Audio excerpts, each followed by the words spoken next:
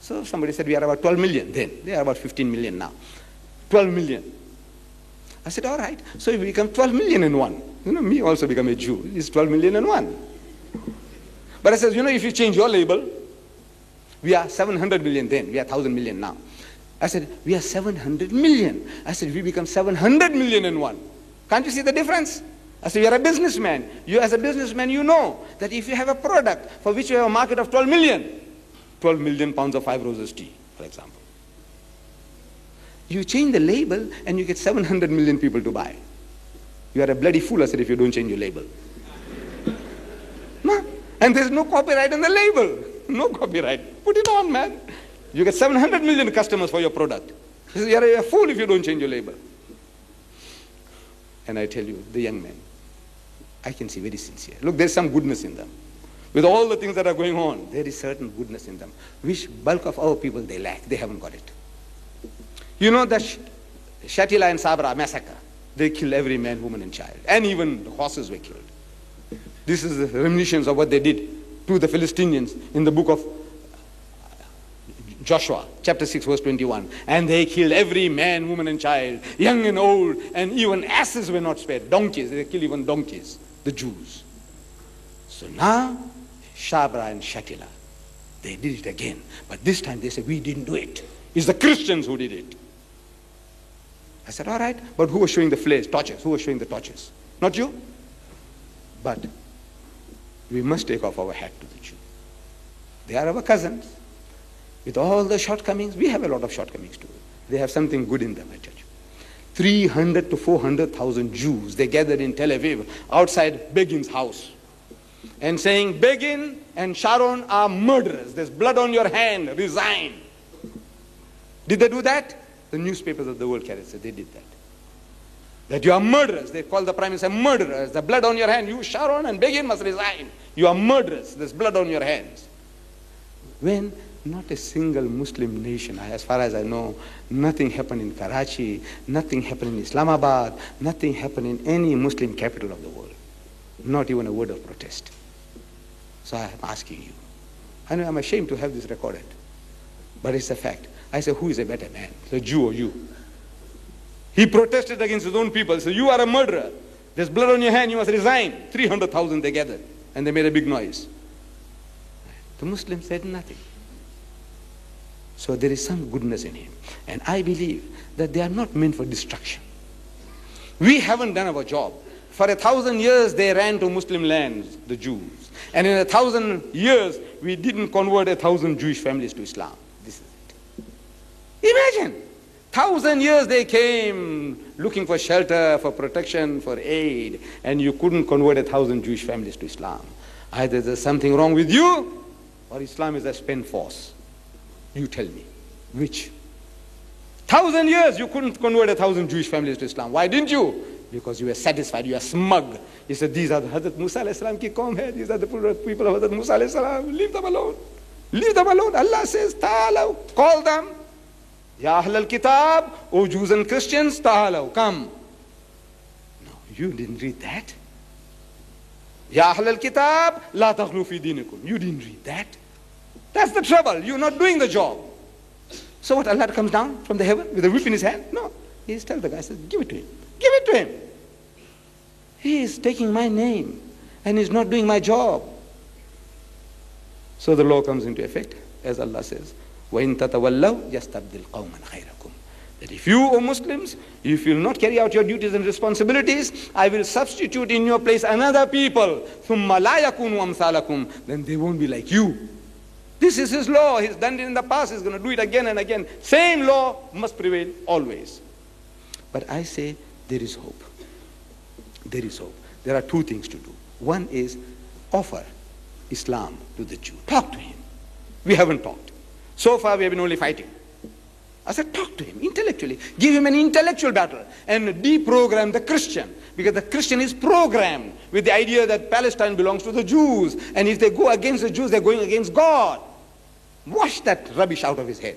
It's rubbish. There's no such thing that Palestine belongs to the Jews. Even in the Bible it's not there. But the Jew is programmed and the Christian is programmed. We have to deprogram them, reprogram them. Number one, solution to the problem. Change the names, change them to become Muslims. Offer them. Then if they don't accept, leave it to Allah. I say, Ya Bari Ta'ala, look, we want them to be our brothers, but they don't want it. Now we are fighting for Islam, not for land. At the moment we are fighting for land. You fight for Allah and His deen, Allah is sure to help you. But now we are fighting for land. I say, I don't say don't fight, fight. But look, open a second front, intellectual front. You can give battle to them intellectually. And this is Allah's promise. لِيُزْهِرَهُ عَلَى الدِّينِ كُلِّهِ, that it may prevail. He's given you a deen to prevail, master, and overcome every other deen. How? With a gun? No. He says, La ikraha fid deen. There is no compulsion in religion. So even if you had the laser gun, disqualified. You have no right to use it to force people to accept Islam. Then how? With the intellect, you can do the job against the Jews, against the Christians, against the communists, against every ism. Islam is destined to master them all. Try. Number two, every time we go into battle with the Jews, we are not fighting the Jews alone. We are fighting America. Do you know that? In 1973, Sadat did the job. They broke the Bar-Lev line. They crossed that Red Sea. They broke the Bar-Lev line. And America came in direct intervention. That Khabis from there. Direct intervention. With his men and material, he poured in, direct into the battlefield. So every time now we are fighting the Jews, remember this, that we are not fighting him, we are fighting the Americans. Now how you can fight the Americans? That weak that we are. I'll show you how. You see, Harry Truman, the deceased President of the United States, in 1948, he divulged a secret of how you can beat the American. He's telling you, but you know, we don't catch. In 1948, Israel declared her independence. Within 2 minutes, Truman recognized Israel. Within 2 minutes, as if he was standing with open mouth, ready like the young man, once you're getting married. We say in our language, nikah kabul ki. He says, you know, you accept that woman as your wife. It's a ki, means yes. Like that, he's just saying, yeah. You know, when you want to get married, how the guy's waiting, the young fellow, so you accept her? Say, yeah. That guy was waiting with his open mouth, who? Truman, to say he accepts her as his bride. Who? Israel. So a reporter subsequently, at a press conference, asking him, he said, look man, what was all the hurry for? You know, 2 minutes. That means this guy just says, you know, we are declaring independence, and by the time the voice reaches there, he said, we accept. What was all the hurry? You know, there are 100 million Arabs. They'll be offended with you. So Truman said, there are no Arabs in my constituency. In other words, the people who voted me into power are the Jews. There are 6 million Jews in America. And through the Jewish vote, without the help of the Jewish vote, you can't make a headway. While I was in these Arab countries, the Gulf states, the Daily Gulf Times dated March 14, last month, 14. There's 1 month and 1 day ago, one day short of a month, 14th of March. Here is a cartoon in this Gulf Times newspaper. It shows a would-be president of the United States. He is marching to the presidential chair, the White House, and he has to pass through a maze of the Star of David. Beautifully portrayed. But now, what do you learn from that? That means no American president can ever become the president of the United States without Jewish support. Without going through the Jewish maze of the Jewish Star of David, nobody can become a president in the United States. You need Jewish help. The en bloc, 6 million votes. Right. So now to neutralize that, we need 6 million Muslims there, no? And you can't get them in. They won't allow any more Pakistanis, no more Arabs, no more Bangladeshis. No more. Under some special circumstances, one here, one there, half a dozen swallows don't make a summer. We want 6 million. How can you get 6 million in there? Impossible. But for the price of an AWAC, for the price of a fighter plane, you can win over, you can change, and you can convert 6 million Negroes to Islam. One fighter plane. Cheap, I tell you, it's cheap.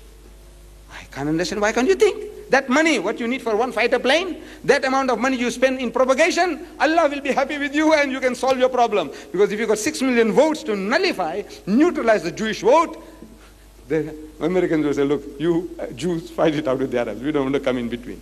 You know, it's now a private matter between you and them. And immediately the Jew will come down on his knees.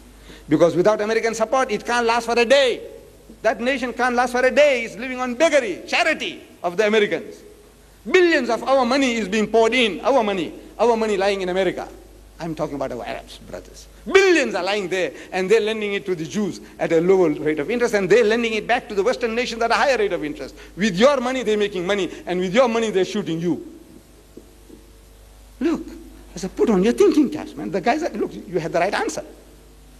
The right answer, Truman told you. Said, look, no Jews in my constituency. Put them in. Put Muslims in his constituency. How? Change them, convert them, and Allah will be happy with you. This is your awal fard. You are doing that, and you're solving your problem without shooting. So I said, open a second front, and there is hope. I feel there is hope. In the book of Isaiah, chapter 19, verses 23 to 25, and I end with that.